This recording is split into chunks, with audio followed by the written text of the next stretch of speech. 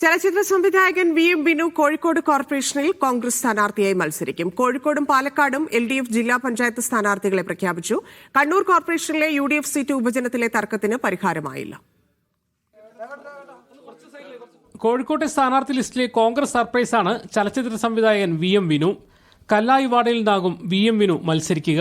ഒരു ഭരണം കോഴിക്കോടിന് കിട്ടിക്കഴിഞ്ഞാൽ, കോർപ്പറേഷന് കിട്ടിക്കഴിഞ്ഞാൽ തീർച്ചയായും കോഴിക്കോട് നഗരത്തിന്റെ ഡെവലപ്മെന്റ് വികസനമായിരിക്കും എന്റെ ലക്ഷ്യം.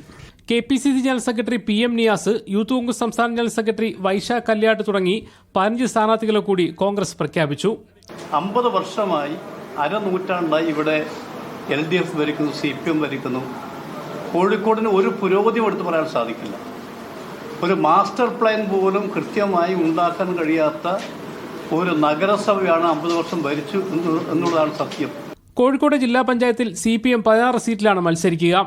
പന്തീരങ്കാവിൽ മത്സരിക്കുന്ന ഒളവണ്ണ ഗ്രാമപഞ്ചായത്ത് പ്രസിഡന്റ് P. ഷാരുദി ജില്ലാ പഞ്ചായത്ത് പ്രസിഡന്റ് സ്ഥാനത്തേക്ക് പരിഗണിക്കുന്നവരിൽ ഒരാളാണ്.